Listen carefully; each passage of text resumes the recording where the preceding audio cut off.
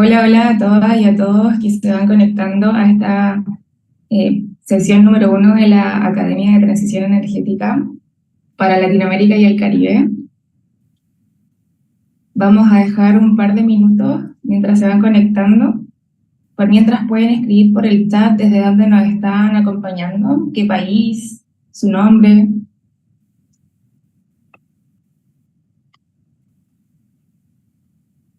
Vamos también ajustando las pantallas a los canales de su preferencia de lenguaje.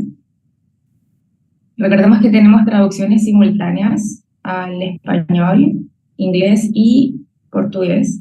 Así que con estas instrucciones que estamos proyectando ahora en pantalla, podrían acceder a sus canales traducidos.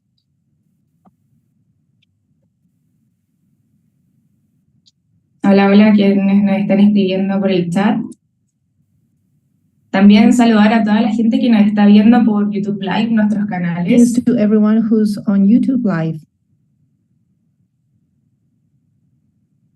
To all our listeners, students, and participants.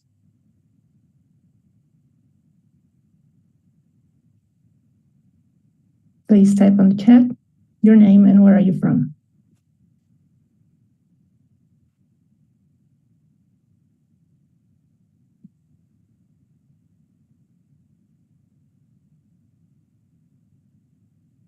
All right, let's get started. A lot of people are writing us from different places, the Dominican Republic, Paraguay, El Salvador, Bolivia, Colombia, Quito, Ecuador, Bolivia.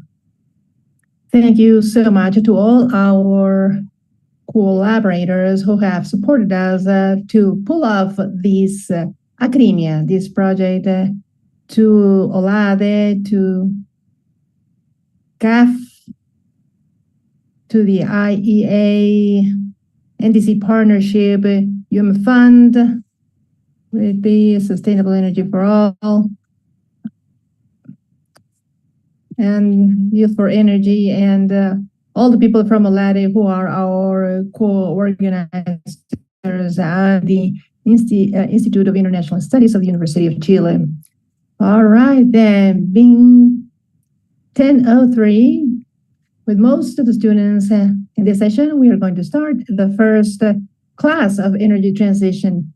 I'm going to give now the floor to our first speaker. He is who's going to deliver class number 1, Introduction to Energy. He is a lawyer and political science at the University of Paris. He is coordinator of the master's degree program in commercial policy and international studies of the University of Chile, Juan Enrique Serrano, who's also a professor of the Institute. Thank you, Juan Enrique, for joining us today. I'm going to give you the floor, and I'm going to stop sharing my screen. Well, good morning, everyone. Thank you, Paz and Valentina, for the participation to be part of this wonderful and great project of the Energy Transition Academy. I am representing the Institute of International Studies of the University of Chile. It is a great pleasure to collaborate to support this type of projects where we are going to push a little bit the minds and the mindset, to change that mindset, to think a little bit out of the box, and to try to see this from the theory. The academics, of course, we see this better than practice. In my case, to try, as I said, to encourage you to think outside of the box and to move forward in real instruments in this energy transition in the context that we live in of climate crisis that I have prepared. And here we have let's see. Okay, I have my picture. This is the picture that I like. And this is the Anthropocene This should be an introductory class. This is a contribution of several professors. I have raised the generality of the analysis of planetary and historical to think a little bit of this duality. And you know the technical issues much better than I do. But this is what we're trying to seek. I'm thinking a little bit about the philosophical debates and the policies and the change of times where humanity can think about the relationship with the environment. This is the structure of the class. We're going to start short of what is the concept of Anthropocene, the energy transition, conclusion and discussion. I would like to add some reading, just sharing some material with the colleagues of this author, Arias Maldonado. He wrote a very interesting book.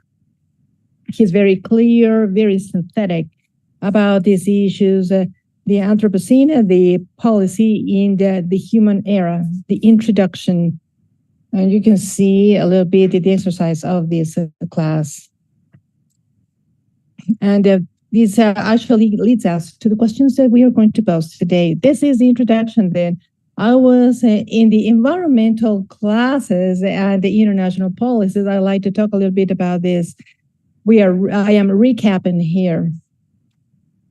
Well, there is a debate that has been a little bit contaminated in regard to the environment. They have the greenwash factor, or how I like to say, not everything that shines is gold, or that everything that is green shines. So I would like to get a little bit into the history on how our organizations have understood the environment from past times up to this time, in these modern times. We have very different concepts, and sometimes these concepts overlap, and sometimes we forget the historical connotation and the implications of each one of the concepts with its own limitations and strengths. We have to start thinking about the pre-industrial time and the industrial time when we see this in the middle of the 19th century. In the environment, there was some background of conservation and protection of the environment in general. But the Western world, Western Europe, they are considered of good economic resources. Fishing and the oceans, they have to be protected to also have the rights of fishing, etc.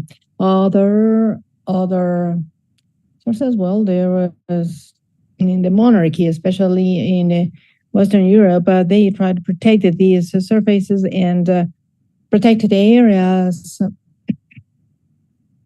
There were houses with wonderful landscape around it, but this was the right of hunting, that it was mostly for the noble and the monarchy.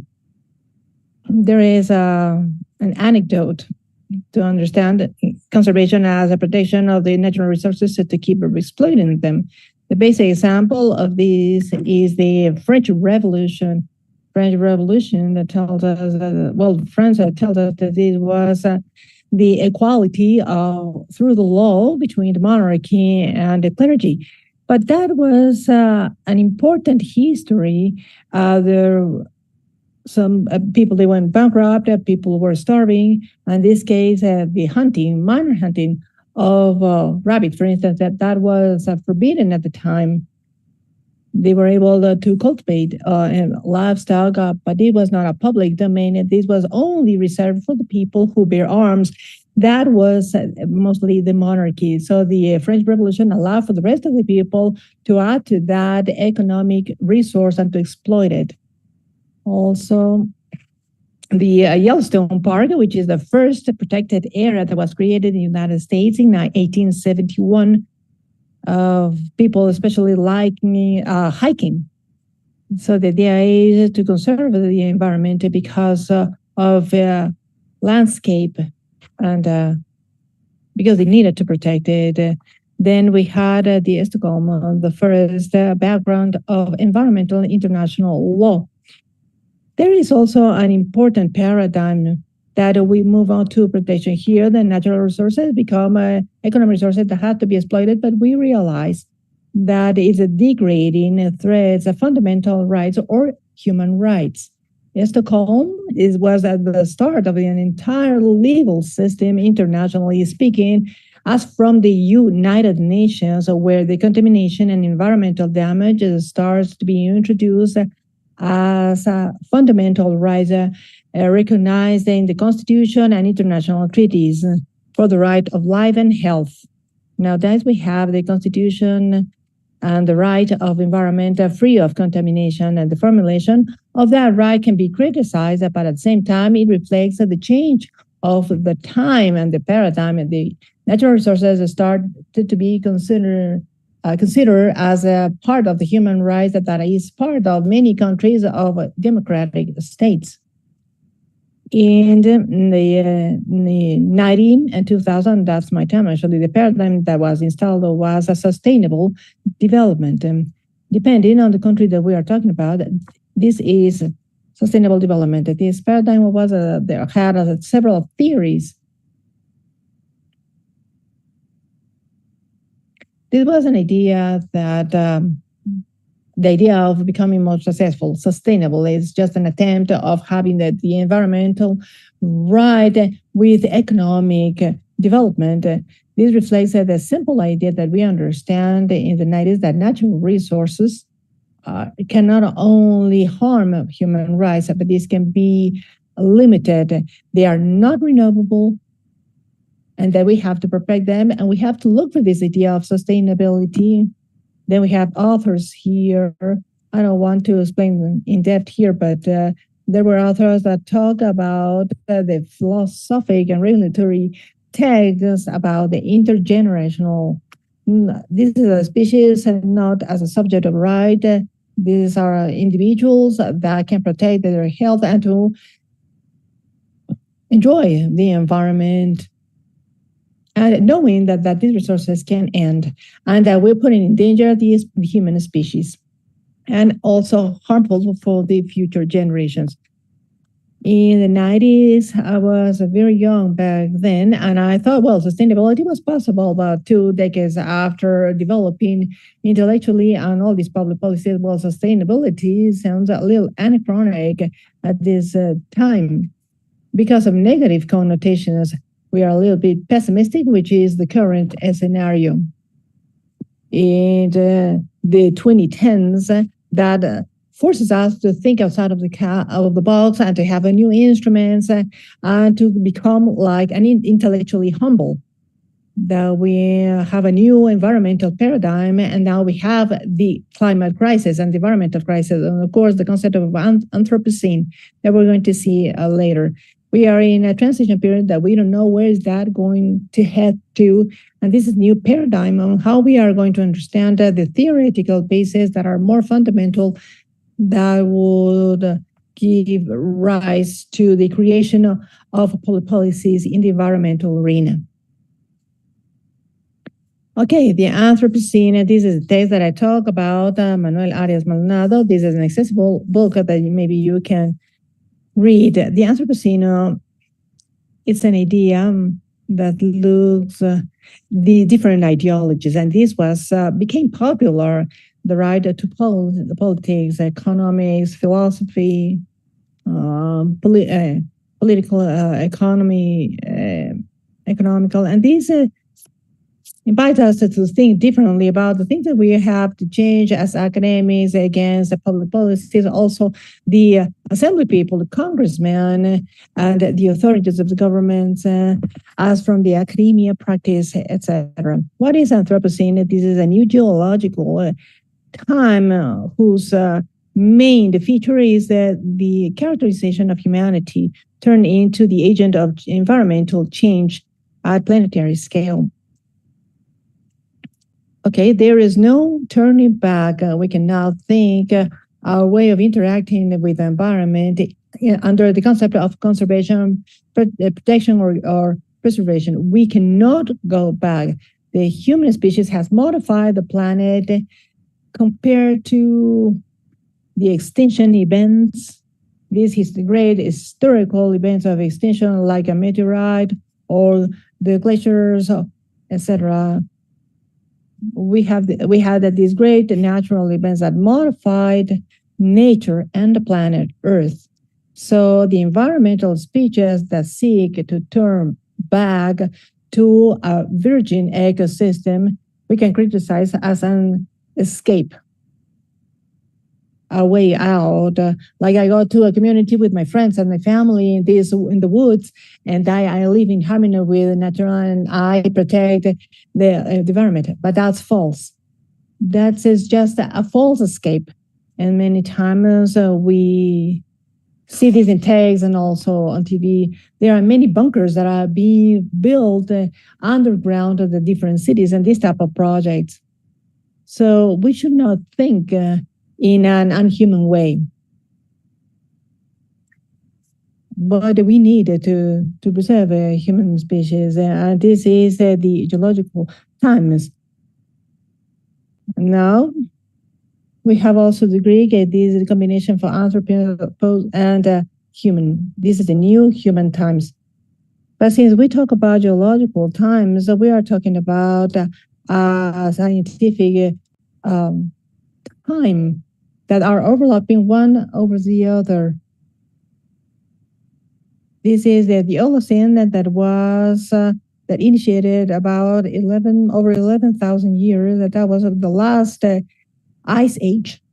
That the Holocene was a geological time that at the time meant the appearance of fertile lands for the crops. We have to understand that the geological times are completely different from the evolution and species, fauna and flora. Human being can turn in what is called the Homo sapiens thanks to the Holocene and the appearance of a favorable climate for agriculture and also human relations that led to these megacities nowadays. While there was a Holocene, well, the end of Holocene and the beginning of Anthropocene, this was a moment of transition between the 18th century and the early stages of the 20th century. That's where we had this demographic growth, exponential growth of humanity, especially in the 20th century with modern medicine, technology, etc. But we have started to see at the end of the 18th century of CO2 that were captured in the glaciers, especially in the poles. So the scientists placed there the real transition. Also, we have to remember that in the second half of the 20th century, when we have countries like Germany, United Kingdom wanted to expand to the rest of the globe, especially in Asia and Africa. That's when we started to increase the demography and the greenhouse effect emissions exponentially. Okay, I have some images, these illustrative images to understand visually what I'm trying to say in regard to the geological times, so that we understand, as I insist, that they are associated, yes or yes, to the evolution of the species, either fauna or flora. So here we have that the Homo sapiens, there was a combination of geological and climate factors that were very likely, that was like a lottery of a combination of geological factors that was adjusted to a specific climate. At the end, we have to understand as well that the term comes from geologists, who are the scientists of rocks, of the soil and underground. Empirically speaking, we can observe the changes of the times with the excavations where we see sediments in the rocks that characterize the greatest change in the planet, whether by climate or extinctions.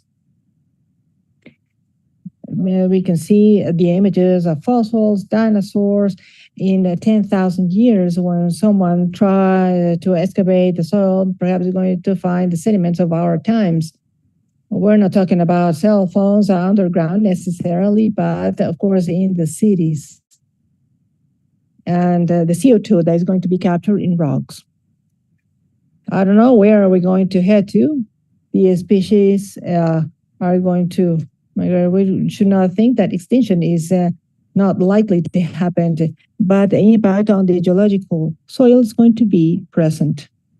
Here we have the image, a little bit of the same, so do you understand the changes that we have had in the surface of the land? You can see the underground is going to happen in thousands of years. That is a little bit image to illustrate the idea. Here we can also find some archaeological remains of 20, 30,000 years ago of human beings. The origin of the concept and the term is in this article. Perhaps the most important is here that is in Nature of this magazine in regard to the scientific evolution that was published in 2002. But we have Paul Crutzen about the concept of Anthropocene. And this has some geological and climate concepts, but also with political will that is very clear. It is not something that we have to understand just as scientists or geologists, but the impact on the debates that it has some social and philosophical nuances. This is considered a change of geologically speaking, but at the end, it impacts our way of understanding the policies that need to be modified. This is another article that I can mention. It was in 2015 with a lot of impact as well in the Nature magazine, Nature magazine. This also tries to give us a nuance of the days and the changes, the geological changes. They show the capture of CO2 on the rocks. It identifies also at the end of the 17th century and in early 18th century. I'm not going to explain much on this, but just to have an idea, this is in the 17th century as the beginning, the important increase of the emissions of CO2. And clearly in 20th century, everything just spikes. The climate change because of the greenhouse effect emissions, that would be the beginning of the awareness raising as a species that changes the geology and that lets us think about our survival. Here a little bit, some abstracts of a book that I have recommended you to read, Toledo Arias Maldonado. Here we have also The Economist. I insist on the idea that the impact is much realistic than the science. Here we can see publicly this term, we started to think about these concepts globally in terms of the Anthropocene.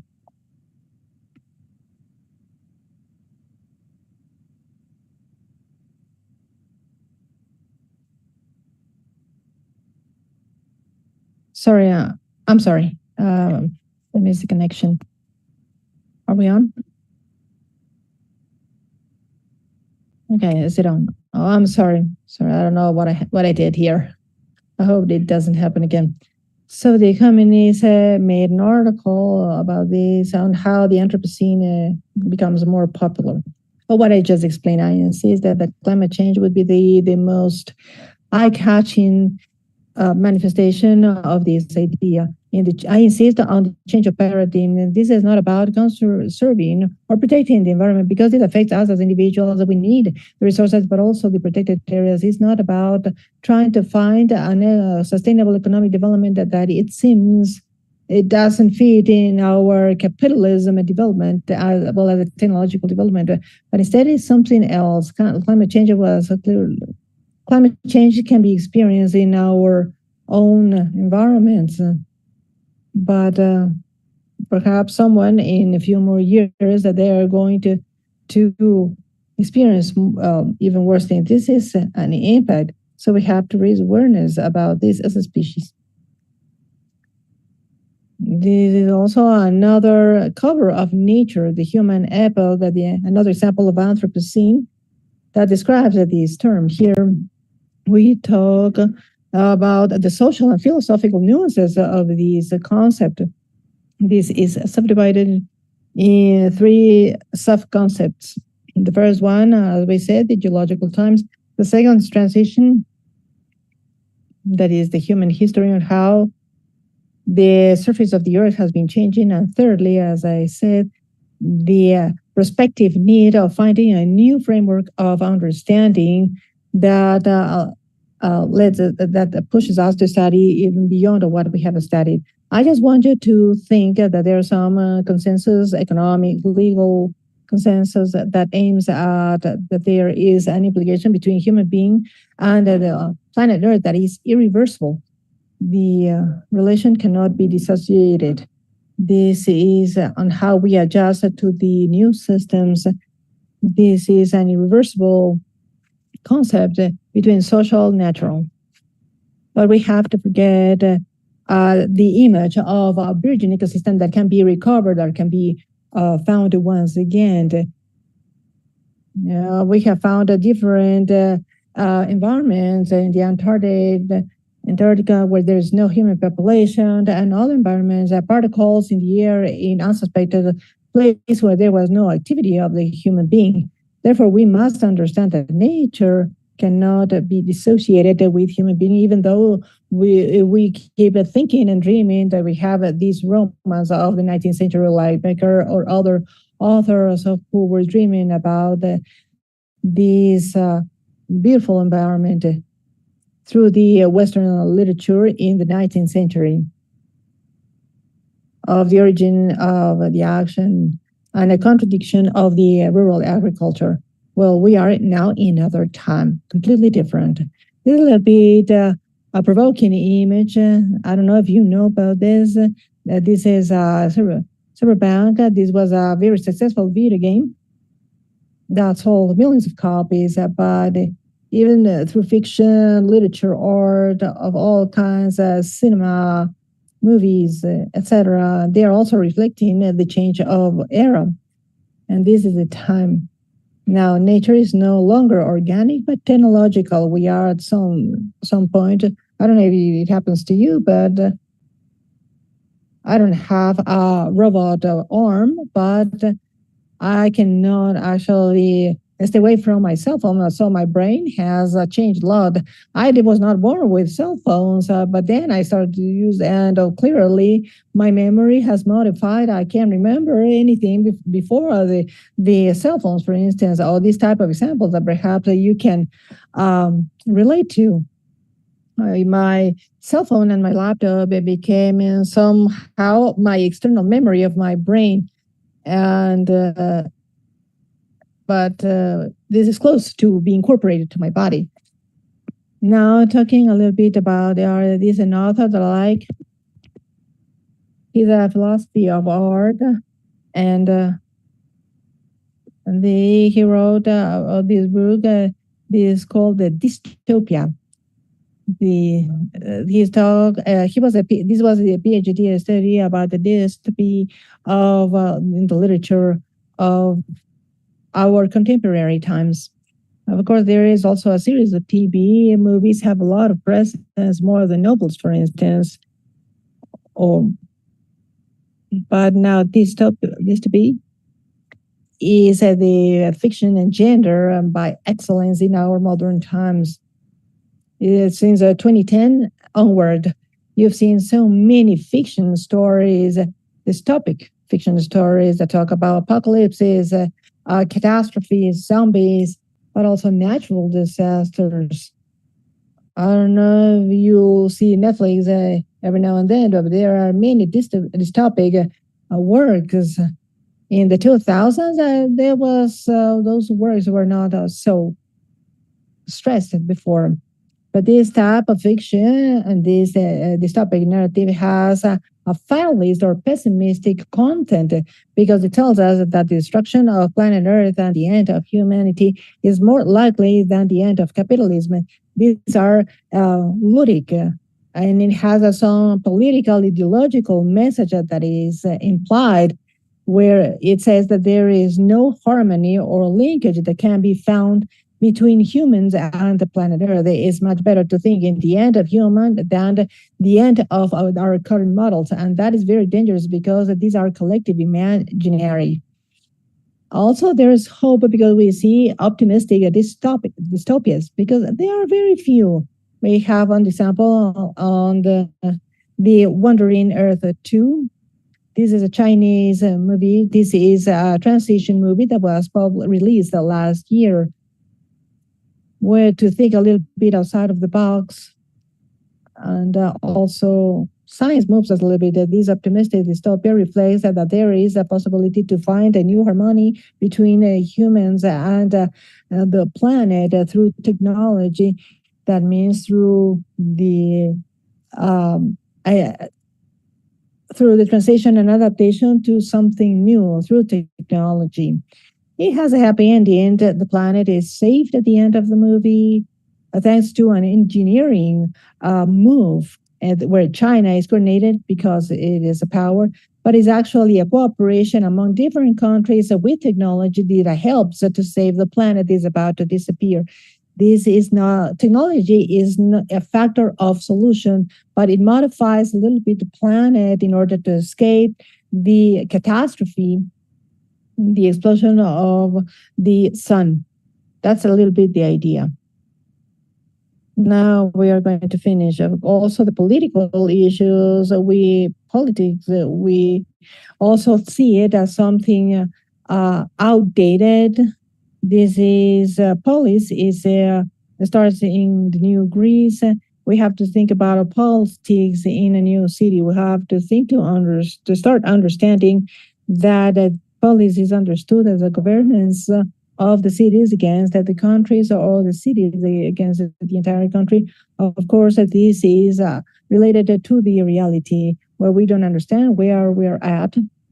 At the end, an ecological democracy is possible because the democracy that we are living are in crisis of legitimacy. It is very old concept.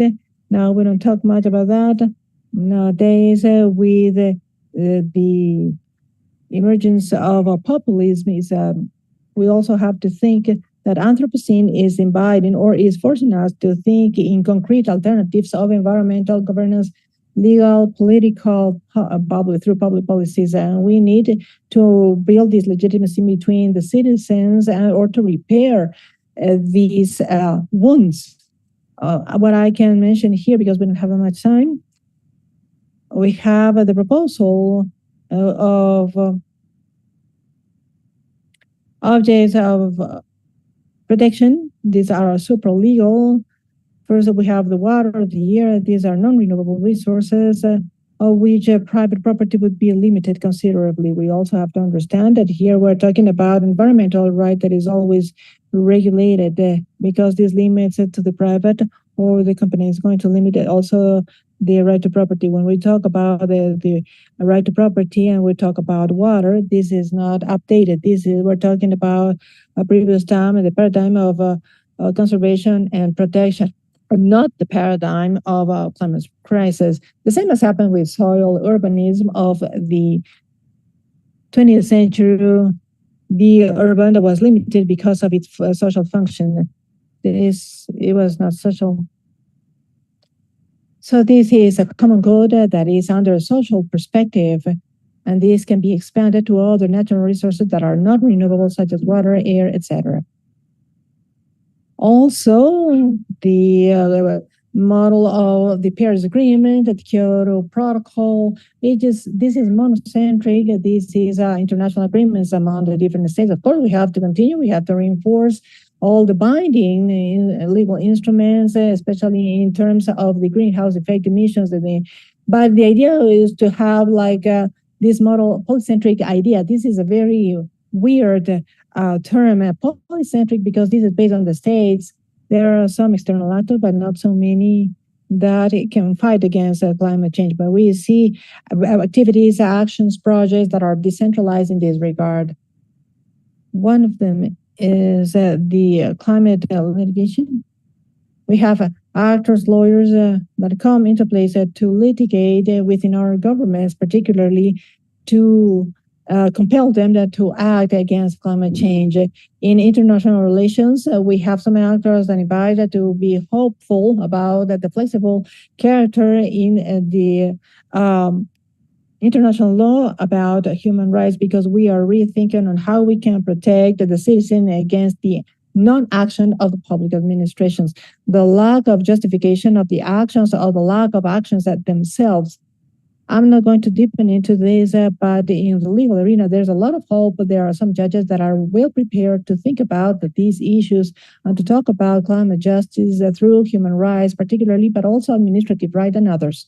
Another option would be the rights of nature, to recognize the rights of nature. This would be more philosophical.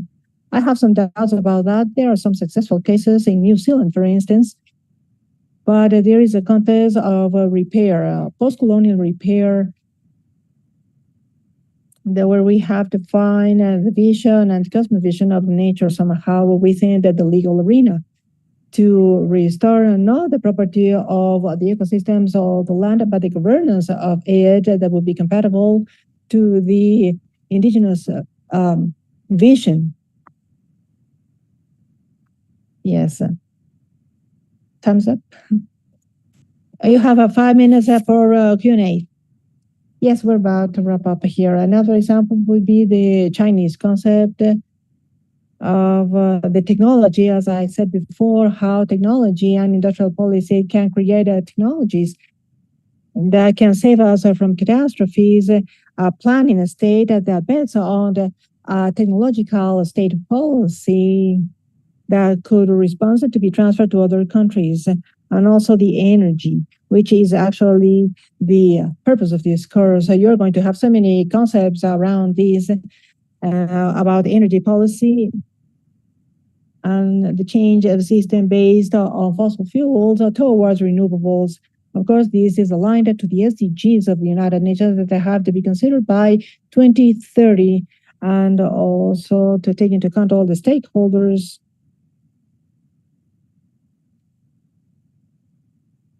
that have to be part of this discussion. Okay, any questions or comments are welcome.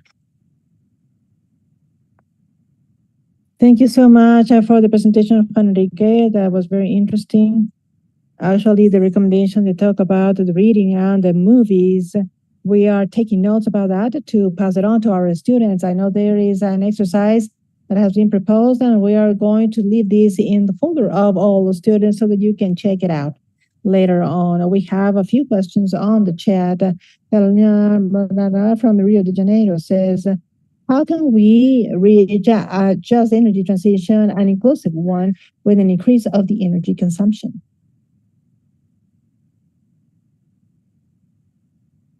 Well, I see an idea that we need, cannot think about this burgeoning ecosystem, and the idea is to think about this energy consumption, which is a reality right now, and this is a result of the exploitation of the countries.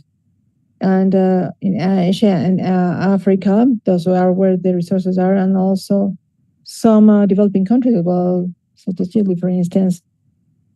Now the new oil, which is the war engine in terms of technology that you already know,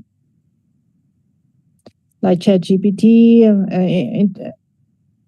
artificial intelligence, and the cloud, that there's a lot of electricity that is brutal when we use that. If you use ChatGPT or Zoom, for instance, there is a data center that calculates some data at some point that is consuming a lot of water to reduce the temperature and a lot of electricity to handle all this system that grows more and more every single day. So we should not forget about the exponential growth of energy. This is the fact that the idea is not to stop consuming energy. I don't think that is realistic, but to find renewable energies instead. How to do this just, well, a little bit idealistic and utopic, especially for the countries that have the renewables at the beginning. They didn't have it. I have discussed this a lot with my colleagues, especially those in the international law, when they discuss about the Paris Agreement, etc. Well, it doesn't seem that it's going to help them much. The geopolitical scenario right now, there shows a rivalry between the U.S. and China. It is not like the Cold War, the control of key territories or the control or the expansion of geopolitical, either liberal democracies or communism. It is mostly the broadening the blocks to other types of politics or the proxy wars, but the battlefield is more focused on technology. Those that have the access to more technology and cheaper technologies, and also the green technology and computers. Or, for instance, like the electrical cars as well. That is an object of the fight of powers. This is not a trade. You don't have to be mistaken about this because if China exported these vehicle cars, this is not just to make money, but to control markets in the future. So with the different technology, that's going to be a huge topic. I think that one of the key of the solutions for the just transition has to be thought globally and through technologies, either Western technologies like the United States or China. So we will see who are going to do much better and more.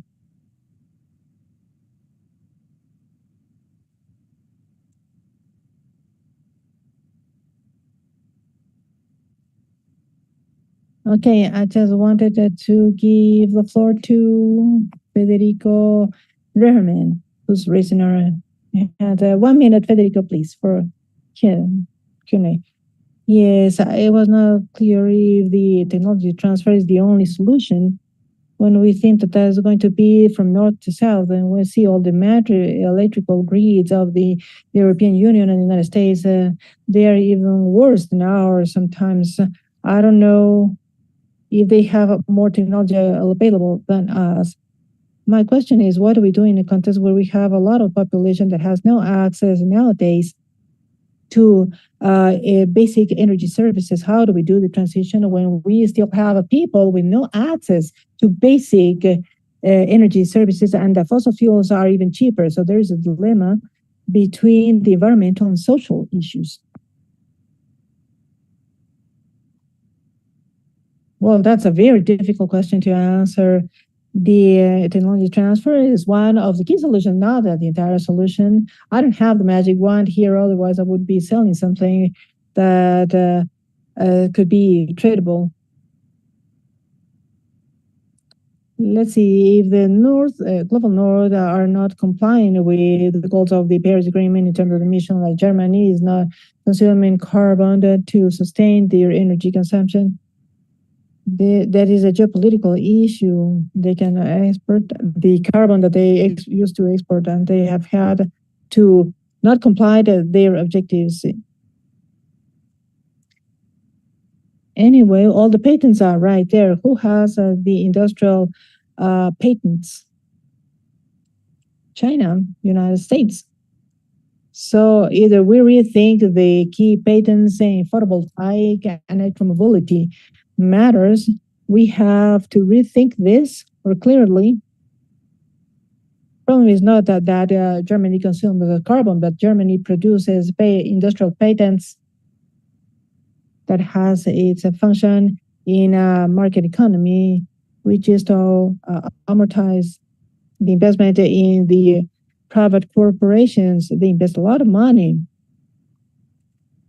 The intellectual property of patents in the clean technology for energy or green transition. The second question, well, I am really concerned, just like you. I don't know what we can do, actually. Clearly, the energy transition, it has, there is no social equity because we start thinking, okay, gasoline is much cheaper than, or diesel is much cheaper than. But in that regard, I am more traditional. I have a traditional mindset that we have some legal systems that are quite old, but they can be applied well for the distribution of wealth. I'm not saying that we cannot do that, but this is also a political will that comes from our authorities.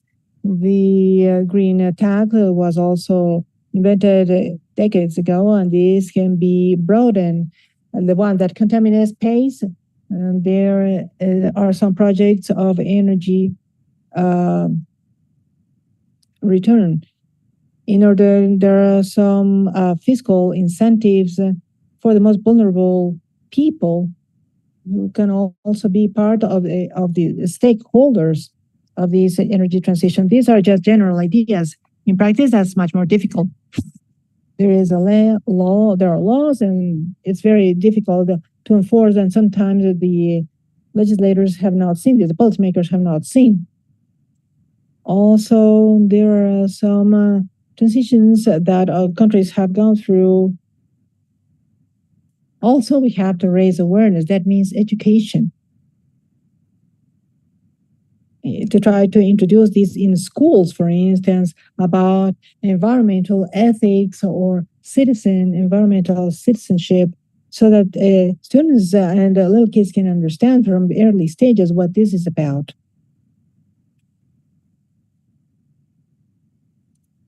Okay, we are at the hour now. So that the students go for a 5-minute break. So I would like to invite everyone to leave your questions on the chat, and we are going to send these to the professor. Thank you so much for your presentation of introduction to energy from your point of view. Okay, we're going to be discussing all the topics that we are going to have in these sessions. Thank you so much, Juan Enrique. Thank you, Jess. Some closing remarks. Thank you so much for allowing me to participate in this important project for the region. And I would like to invite you to keep attentive to these topics. And thank you to the International Studies Institute to cooperate with the universities.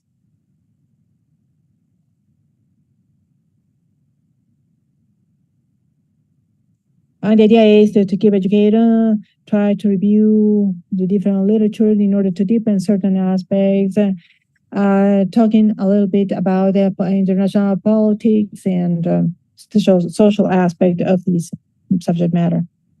Now let's go to the break. We are coming back in 3 minutes because we would like to end at the time. Thank you. We'll see 10 minutes before 11.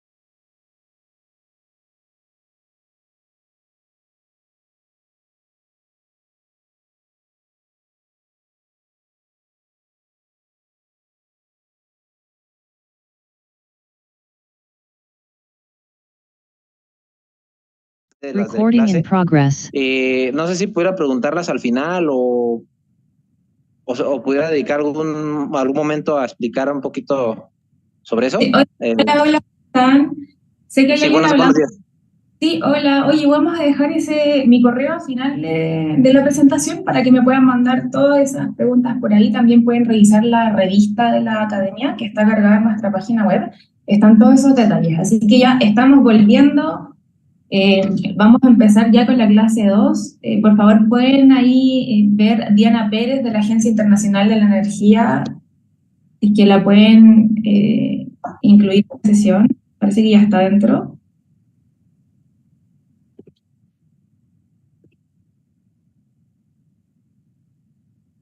No veo a Diana.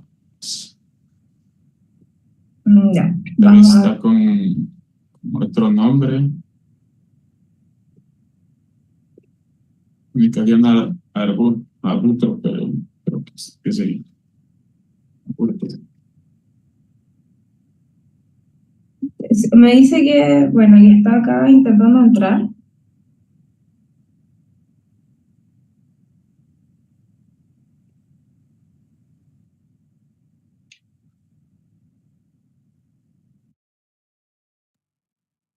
Y te puede confirmar que el nombre con el que está intentando ingresar, que ya está dentro, sería, bueno, para poder ubicarlo.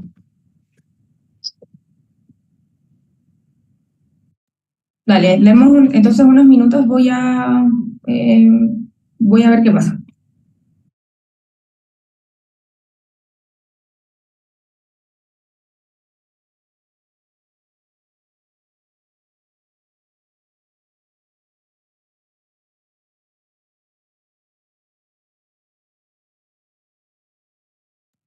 Mientras puedo seguir preguntando, es que a mí se me facilita más la comunicación auditiva.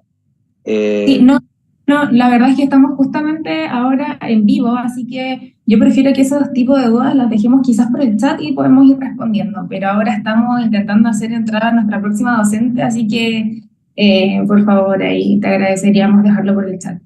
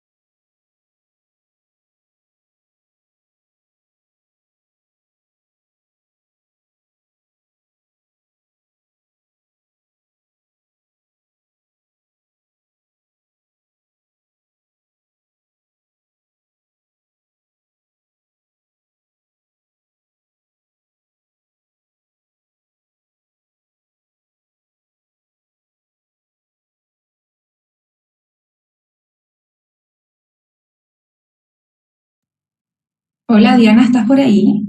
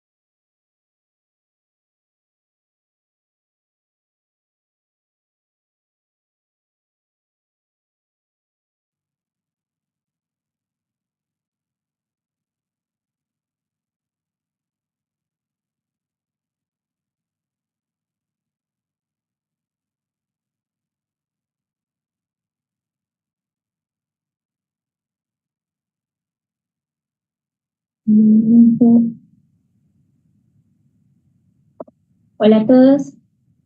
¿Me pueden Hola Diana, escuchar? ¿cómo estás? Buenas tardes. Hola, sí te No escuchamos. veo Sí, ok. Disculpa, no había podido empezar. Entonces creo que podemos empezar ahora la clase. No sé, ya veo a Paz Correa. Voy a compartir mis diapositivas,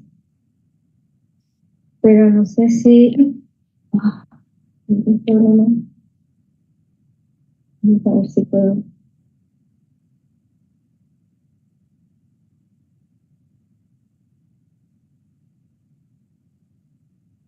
Disculpa, no sé cómo compartir las diapositivas en esta plataforma.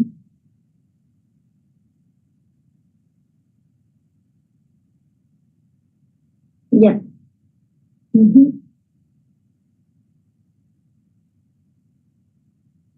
Perfecto. Vamos a empezar. A ver si pueden ver la presentación. Sí. Por favor, me dicen si pueden ver la presentación. Todavía no. Bueno, entonces voy a empezar a presentar. Por favor, si algo me dicen. Voy a dar la clase de Energy and Climate Net Zero Emission, o energía y clima de emisiones netas cero. No se ve la presentación. Primero me voy a presentar, soy Diana Pérez, soy originalmente ingeniera de petróleos, mi pregrado lo hice en ingeniería de petróleo y mi especialización, mi maestría la hice en gestión e ingeniería de energía y medio ambiente. Mi carrera empezó en 2012 como ingeniera en el sector petrolero de gas en Colombia. Me enfoqué en exploración y producción durante 3 años y en 2018 terminé mi maestría en energías renovables. Y posteriormente trabajé en Bélgica durante 3 años como profesional en I+D, en investigación y desarrollo, en estrategia energética y climática. En 2022 me incorporé, me uní a la Agencia Internacional de la Energía y estoy trabajando aquí actualmente como modeladora energética. Voy a hablarles un poco también de la Agencia Internacional de la Energía nació en 1974 como reacción a la crisis. Started in 1974 as a reaction of the crisis of oil. As an initial mandate was focused on the security of oil and political cooperation. Ever since, so far, the agency has changed a lot. In addition to the objective of energy security, it is also covers sustainability and energy security and sustainability. Sorry, I said that I have a very diverse audience, so we're going to see a very briefly the basic concept, and we are going to focus on the last 2 topics of the net zero emissions.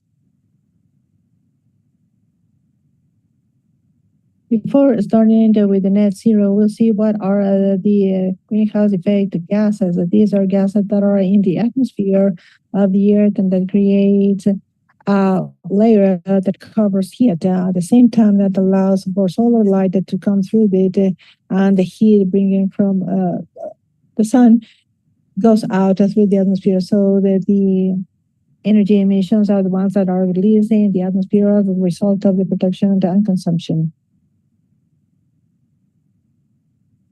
The greenhouse effect gases are not so bad as such. That's why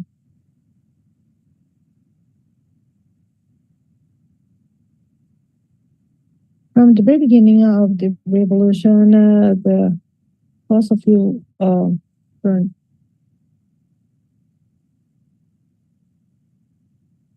I'm sorry, we don't see any presentations on the screen.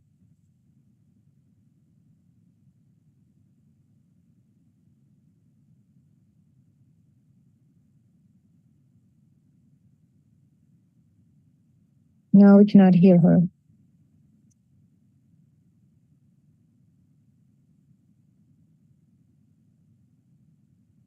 Yeah, there are some technical issues.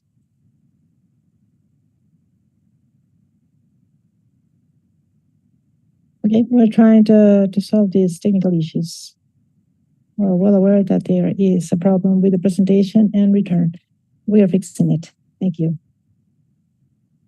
The problem of being live.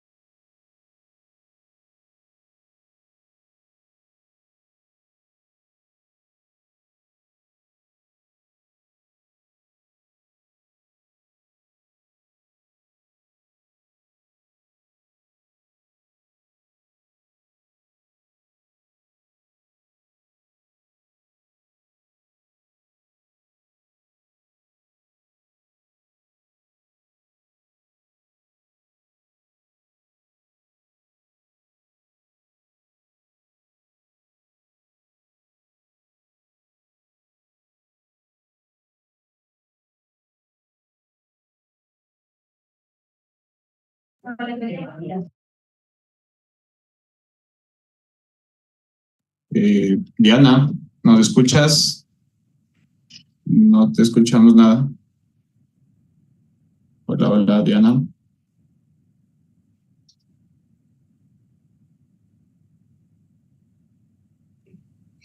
Fernando,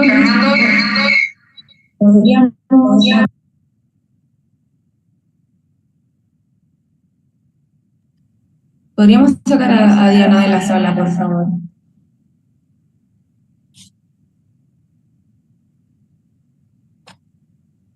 Para que vuelva a entrar.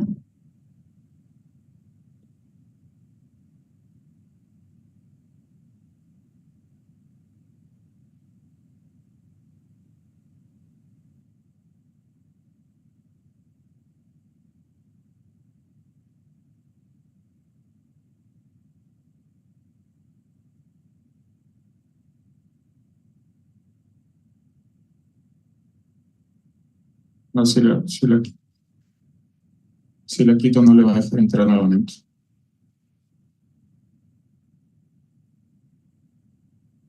No sé si puedes tal vez contactarla directamente y que reinicie su Zoom.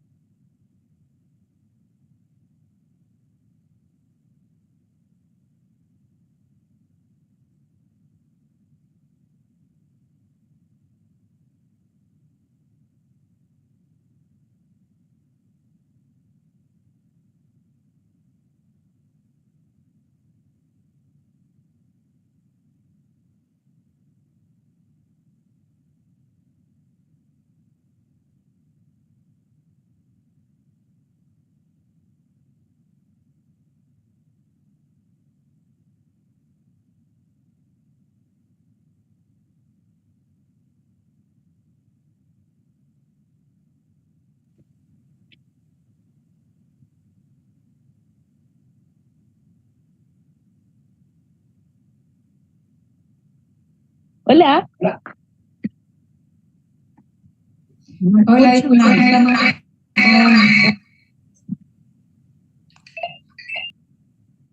Disculpen, estamos con algunos problemas técnicos.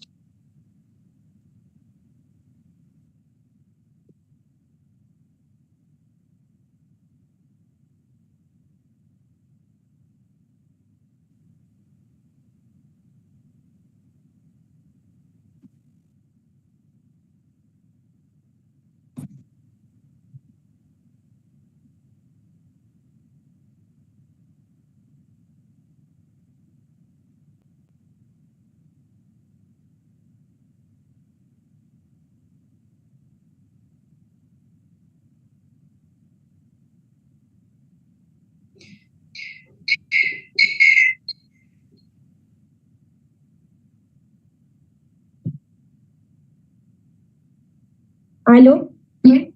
Sí. Hola, Diana, ¿ahora sí nos escuchas? ¿Nos escuchas? Ah, ¿hola? Diana, ¿nos escuchas? Parece que ella tiene algún problema de conexión. No sé si tal vez pueda conectarse por cable. Tal vez está con Wi-Fi y el Wi-Fi está lo suficientemente potente.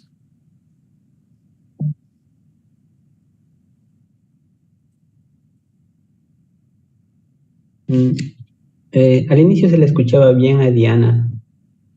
Tal vez se puede pedir que le pase las diapositivas a usted para que usted la comparta y ella siga únicamente hablando. ¿Hola? Diana, ¿nos escuchas? ¿Alguien puede hablar? ¿Nos escuchas? Hola, ¿Me hola. escuchan? Te escuchamos, pero ¿tú nos escuchas a No, nosotros? Hola. Diana. Tal vez si se lo escriben Hola. en el Hola, chat. Diana, ¿nos escuchas? Hola, No hola. escucho. ¿Ahora sí nos escuchas? ¿Me pueden ¿Aló? escuchar? No. ¿No me pueden Sí, escuchar? sí, ¿Sí me sí, puedes escuchar? te escuchamos, pero la Ahora sí. presentación, la Disculpa. presentación no se ve.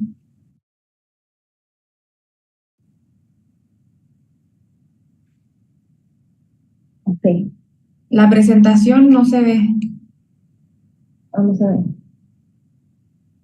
¿Puedes ver la pantalla? ¿La Sí, pantalla la en puedes ver? ¿Y me inglés. puedes oír? Sí, súper. Ok. Mm,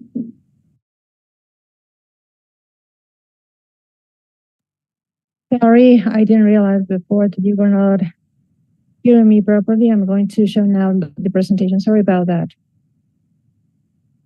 So the class is energy and climate net zero emissions.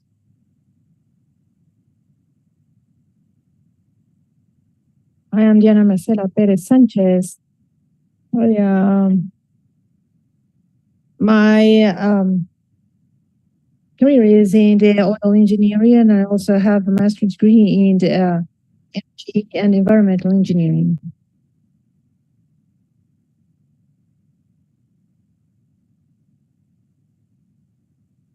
I started my career in 2012 as an engineer in the oil and gas sector in Colombia, focusing on exploration and production for 3 years. In 2018, I got my master's degree, and then I worked well, then 3 more years in research and development in energy strategy and climate energy. And in 2022, I joined in the International Energy Agency, and I'm currently working in it. I'm working as an energy model advisor. Now, the International Energy started in 1974 as a reaction to the crisis of oil as an initial mandate that was focused on the security of the supply of oil and political cooperation. The main focus was energy security. Ever since this has changed a lot, and now there are 3 fundamental focuses, which is the energy security, energy accessibility, and energy sustainability. The International Energy is the main energy authority worldwide. We're going to see 4 topics that the presentation is open to these topics. I heard that I have a very diverse audience, so we're going to see very briefly some basic concepts. And finally, we are going to focus on the last topic, which is the net zero emissions and the Paris Agreement.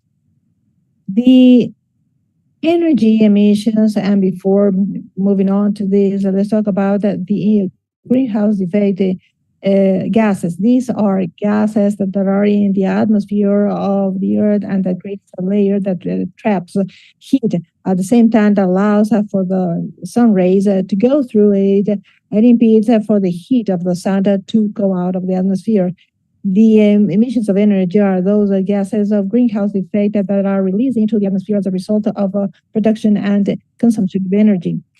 So the gas of greenhouse effect are not bad per se, but thanks to them, we have a comfortable and inhabitable planet. The problem is when we alterate that balance.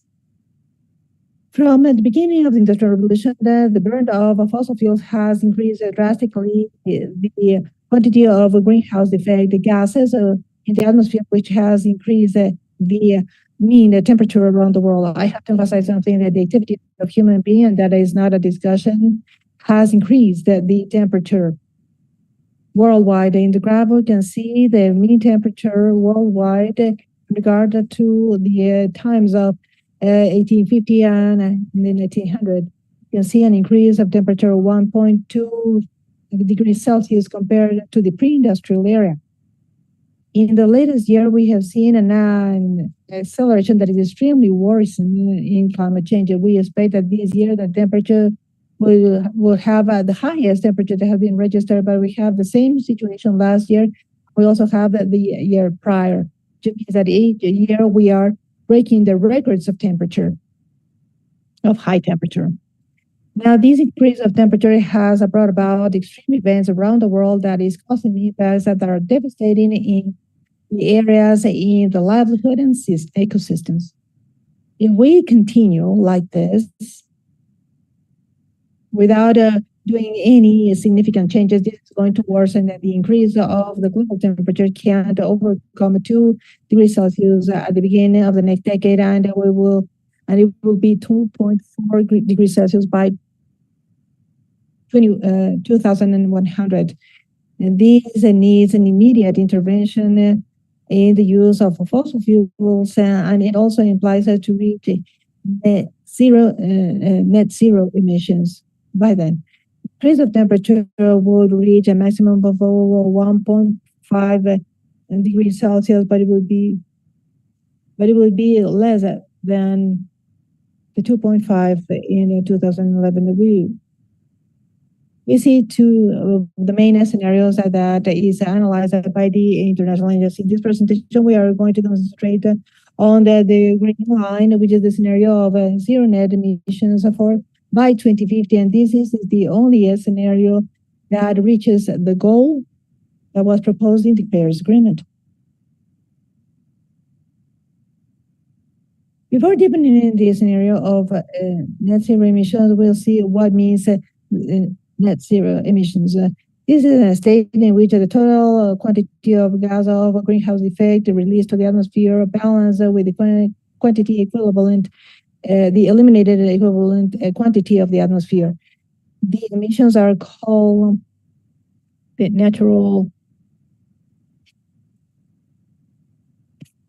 We have the forest and the oceans as the sinks, called as the natural sinks of carbon that captures the carbon in the air. But we'll see what implications does it have in the net zero emissions. On the left, you have the total emissions of the energy system, and on the right, you have the emissions per sector.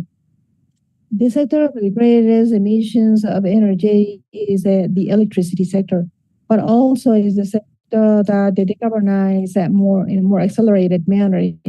By 2030, this effect reduces 35% of the emissions.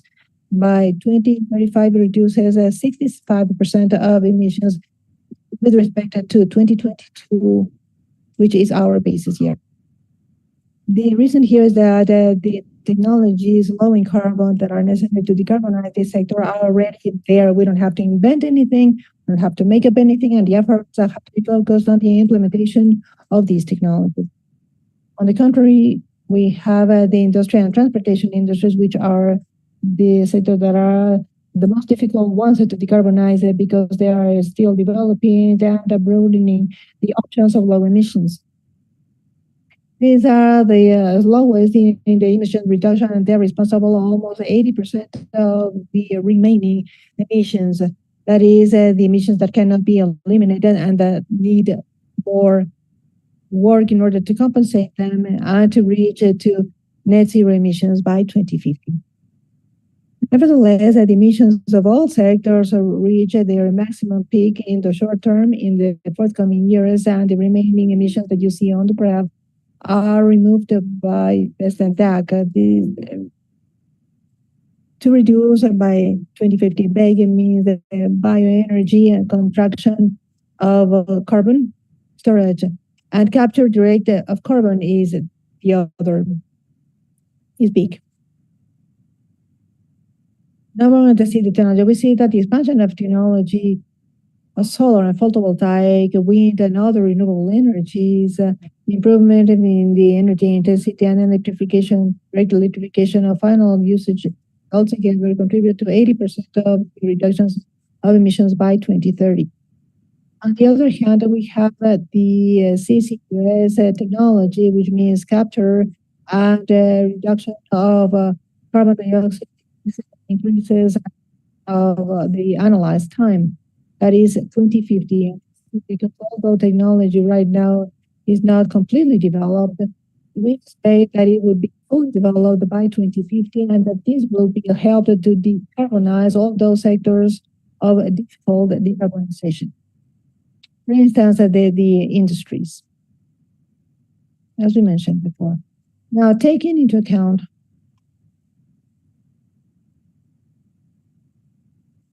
this overview of the net zero scenario, we'll see what the Paris Agreement is about, how these two interconnect. The Paris Agreement is a historical international treaty about climate change adopted by 196 countries in the Conference of the United Nations on Climate Change.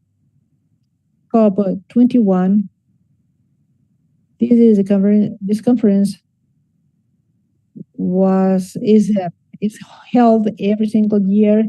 In the Paris Agreement, this happened in 2015 and it started to be enforced in 2016. It was a historical event because it was the first time that a binding agreement was signed by almost all nations around the world to fight climate change and to adapt to the different effects. Ever since until now, the agreement has changed a lot. Originally, the goal was to sustain the increase of the mean temperature worldwide less than 2 degrees, and then to continue with the effort to limit the increase of temperature at 1.5 with regard to the industrial levels. But these 2 degrees are no longer discussed. And the reason of that is because the intergovernmental experts on climate change of the United Nations, that is known as APCCC, indicated that crossing the threshold of 1.5 runs the risk of having much that great devastating impacts, droughts, rainfalls, more frequent rainfalls, and other disasters. Now, how are we doing so far? In order to reach that goal, and which are the recent events? The recent COP that was held last November. And for this COP, the international NDC prepared the 5 fundamental pillars, as you can see on the screen, in order to recover the net zero goal of 1.5 that many entities said that it already surpassed and that we were not able to reverse that. These 5 pillars consisted, first of all, of tripling the world capacity of renewables until reaching 11,000 kilowatts by 2030, starting by 3,650 that we have in 2020, which is the reference year. Now that each country can use the technologies in addition to the renewables that they may need in order to decarbonize. In the report, we identified that at least 30 countries depend on the nuclear energy, and this clearly means that they can use this technology to decarbonize. The next pillar is to double the energy efficiency, and these 2 pillars lead us to the third pillar, which is to reduce the demand of fossil fuels in 25%. The fourth pillar would be to reduce the methane emissions in 75%, and this is accomplished through a quick and agreed effort to reduce the intensity of methane in the industries of fossil fuels, including measures to reduce burnt, venting, and to stop leaks. And the fifth pillar is the investment of clean energies in the emerging countries and developed countries. We're going to discuss 2 pillars for Latin America. The first pillar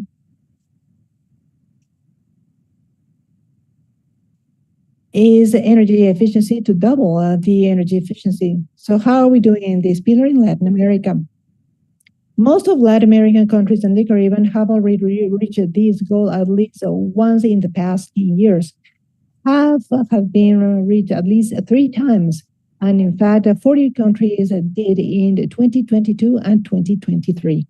In 2021, 10 countries improved their energy intensity over the rate of 4%. What does this mean? It means that reaching this goal is feasible for all the countries in Latin America, and this same analysis was done for all the world, and it's feasible for all countries in the world.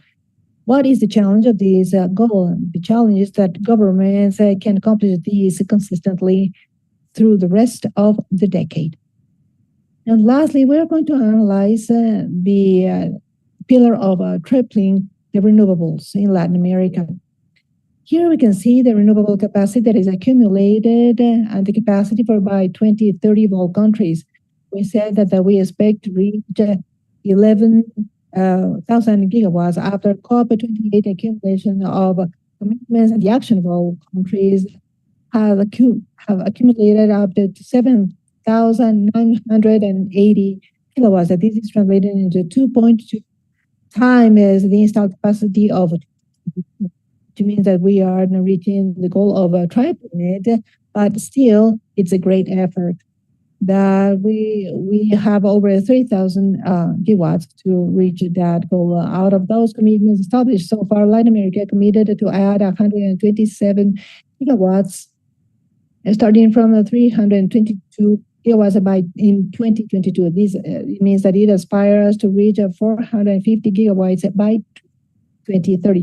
If you compare to other countries, for instance, we can see the case of China on the right. Based on our analysis and taking into account the ambitions that are intrinsic and the implementation trends, recently China can reach by 2030 up to 2.5 times the energy capacity of renewables installed in that country by in 2022. And this is 45% of the necessary increase to reach the global ambition. That means that China is adding 45% of the goal. China is contributing 45% of that goal. Let's see how we see these numbers that I just gave you for Latin America. What does these numbers mean? Latin America has a potential to reach ambitions that are higher than has been announced by 2030. Here on the graph, we see the annual net emissions for renewables in 2022, 2023, and we see the average 2022 is the blue, light blue. 2023 are the net capacities that are added in 2023, and the green bar. We have the annual average of the capacity that needs to be installed, the net capacity between 2023 and 2030 to reach the goal. And what we can see that's out of all regions, China and Latin America are installing at a higher rate than the one that is needed in order to reach the goal. The region is in 26 gigawatts between 2022 and 2023, surpassing the ambitions by 2030, given the potential in hydroelectrical, photovoltaic, and wind energies. The ambitions for the installed capacity by 2030 can be greater for Latin America. And I would like to wrap up by providing a recommendation and a reading. This is the full report and the most updated of the scenario of net zero emissions that the agency put together to reach the goals of the Paris Agreement of 1.5 degrees Celsius. But I would like to recommend the summary. There is a great interactive and clear summary where we have all the pillars, and it explains in depth what these pillars entail in this scenario. See, on the right, you can see I would like to invite you, and I would like to extend this invitation to the week of a training, policies of energy efficiency for Latin America, that is going to be held next year this year, December 2 to 5 in Sao Paulo, Brazil, and registration are still open. You can sign up, and we expect to see you there. Thank you very much. And this is all.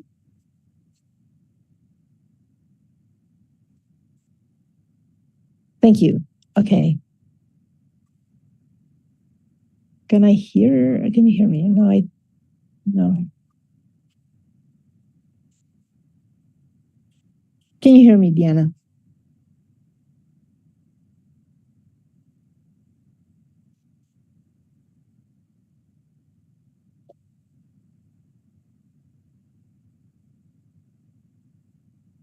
Okay, there are some questions. Okay. You can please leave your questions on the chat so that Diana can read them. Sorry, pass. Okay, now I can hear you. Okay, great. Thank you. All right, okay, Diana, we are going to answer 3 to 4 questions in the meantime. Our first one, I don't know if you have anything else to say when you open the microphone and your camera. Any question for 30 seconds, please? Diana, just one question. As you can see, how do you see the strategy of decarbonization of nuclear energy? Thinking first in the inertia of the electrical systems, and second, that nuclear energy has been for decades streamlining. We're not saying that is not new, like the solar ones and others, and also the experience of Germany, that they depend on fossil fuel power plants, and also the prices that this imposes, and the quality wars that nuclear energy has. This can be a viable and technical solution, perhaps. I'm sorry, Felipe Delgado, is that your name? Yes, yes. Thank you, Felipe, for the question. I think that something important that the agency has always highlighted is that each country has their own powers and authority to decide how to decarbonize their own system. As I mentioned on the presentation, we identified 30 countries that have nuclear energy and that indeed they can use for decarbonization. But there is a gigantic difference in generations. Chernobyl one is nothing similar to the technology that we have nowadays, or the levels, the nuclear levels of the technology that we have developed so far. Therefore, we accept the statement that this is a viable energy for decarbonization.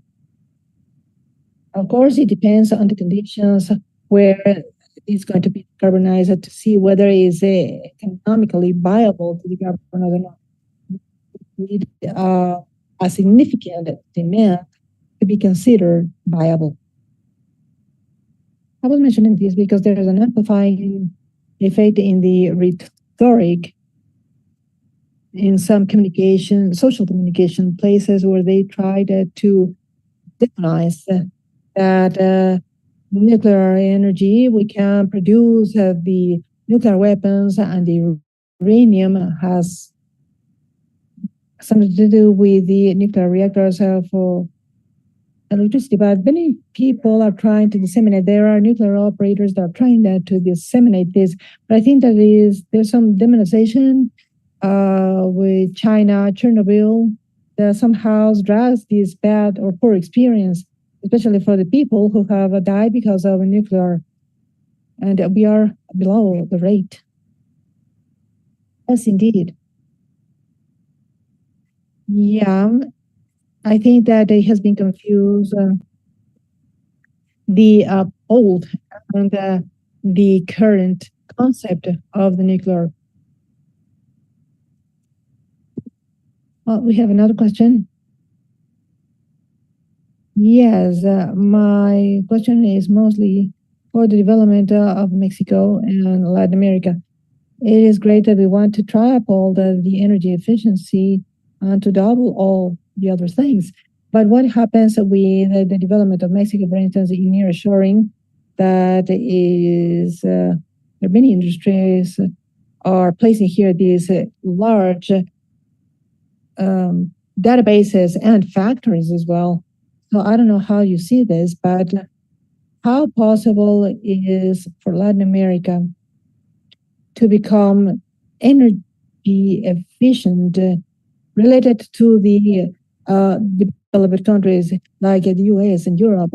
They are the ones who send these great data centers and factories in Latin America. That's one of the reasons why I think, despite you say why it's easier for them to work in these energy issues. Well, the agency does not only talk about energy and that's it. It is not just about meeting the energy demands and reduce the carbon emission. The agency and the scenarios that are studied take into account the development of other types of objectives that have been established in addition to the objectives of decarbonization. For instance, that they consider that all people have access to energy. That is an objective that is considered within the net zero emissions analysis. And that energy efficiency is accomplished, but this energy efficiency impacts positively the accessibility of energy. So energy poverty is also addressed and to be solved. So the agency tries to cover all these critical issues when thinking about decarbonization. But it has been said as well that it depends on each country what they decide and their legislation. We cannot rule within the countries. Something very interesting mentioned by the agency is artificial intelligence. It is very interesting that you say that they take their factories and implement it there, but it is up to Mexico how they are going to regulate that technology that comes in Mexico. If we see the Netherlands, for instance, they have already implemented a regulation for these type of industries, for the databases and data centers. For the data centers. Germany is also regulating this. The UK is also regulating. So it is up to Mexico to regulate this type of industry. It is up to Mexico to guarantee that the industry, if it is installed, they have the best standards of energy efficiency. But it is up to Latin America to tackle everything within their planning. But indeed, it is, we need the energy transition because it does not only poverty, energy, but also health and climate of us. So the general question is whether it's convenient or not for us, or how much is it convenient for us. These nuances and like nationwide depends on each country and how they regulate them. Thank you, Diana, for that answer. We have Oscar Huey and then Saki. And the questions are going to be on the chat, and we are going to send this to you later. Oscar from Mexico. Well, the question, at least the contest, the net zero emissions, we know that the Paris was entered by all the states, but not the corporations themselves. The states are not the ones that created it. Now we know that international large companies are creating policies, labor policies that will be friendly to the environment. And they also attach or about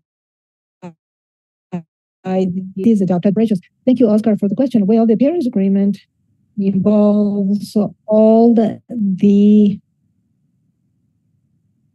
relevant agents, not only the countries, but also the public general, society, and the industries. In the Paris Agreement, in fact, perhaps I can share. I don't know if you still see my slides, right? I don't know if I have it here, but the industries also are part of the Paris Agreement. The industries are abided by the treaties.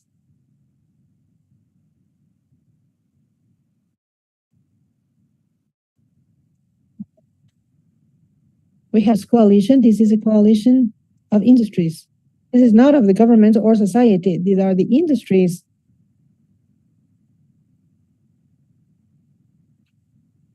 Sorry, I can't remember the names in Spanish, but these are industries that have a lot of emissions or intensive emissions. They are also part of this initiative. I don't have here the report, but the report provided by the International Energy Agency about the methane emissions, you can look into it. They show in last COP28, there was a movement only by the largest corporations of oil and gas, which are the greatest emitters of gas.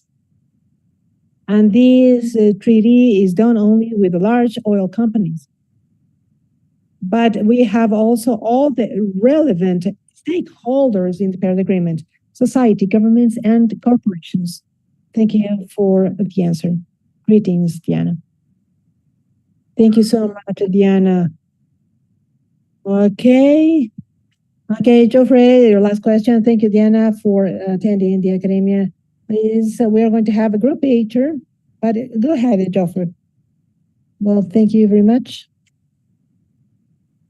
Well, right now I am studying a master's degree program in Saudi Arabia. Here's the afternoon. Thank you so much and congratulations for the presentation, Diana. My question is, well, we all know that thanks to the information that we have the power in Latin America is 6 gigawatts, and it is trying to reach the goal by 2030. But how do we know which of the countries in Latin America has more progress or is more advancing in the solar and wind energies? Because countries like mine in Ecuador has a lack of these energies and currently is going through an energy crisis. So what government or what state can actually guide us to solve these current energy crisis in Ecuador?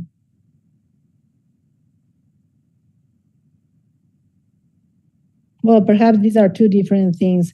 I can share this slide here that I didn't present. This is the current capacity of the countries in Latin America. And this is segregated by country. You see Brazil has almost 50% of the current capacity and over 50% of the ambition. Another relevant country is Mexico and Chile. If I understood your question correctly, to what country you should take as an ally? I don't know, could you please repeat the question? Yes. What country or government that are like advanced in renewables we can take as reference so that we can implement or replicate this same model in Ecuador? Well, I think that something that we know it's very fruitful is to join the coalitions. It is in the coalitions and in the commitments and international events where alliances, interesting alliances can emerge. And there's a lot of synergy. So I know that Colombia is working very closely with Chile in the carbon markets. So Colombia is a reference country for the development of carbon market development because it has the regulations for carbon markets. It was the first one that started with the pilot project, and it is more advanced. Chile has maintained a close and direct communication with Colombia. Mexico, I know that Mexico shares a lot of material and learnings. And all this has happened in an ICAP platform. Only for carbon markets, I understand that they interact with this platform. This can happen in many other industries for renewable energies. Perhaps you can take learnings from the countries that are already advanced in those type of energy, such as Mexico, for instance. You can contact them and to build synergies with these countries to learn from their cases, how they did it, what are the best policies, what worked best. So I think that this could be the countries or the leading countries that can probably guide your country on how to become a successful case in your country. Thank you so much, Diana, and everyone who has stayed these 15 or 20 extra minutes. Thank you very much for your presentation, very interesting. And thank you for taking the time to deliver for this Academy of Energy Transition. All the questions that we have on the chat, Thank you, everyone. We are going to send this to Diana, and we are going to close this academy. We'll see you next October 10th with class 3 and 4 about just transition. So thank you for joining us today, and we will see you soon. Have a wonderful day.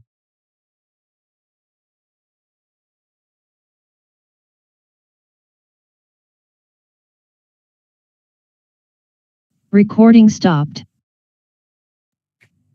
The picture. I think there was going to be a group picture, right?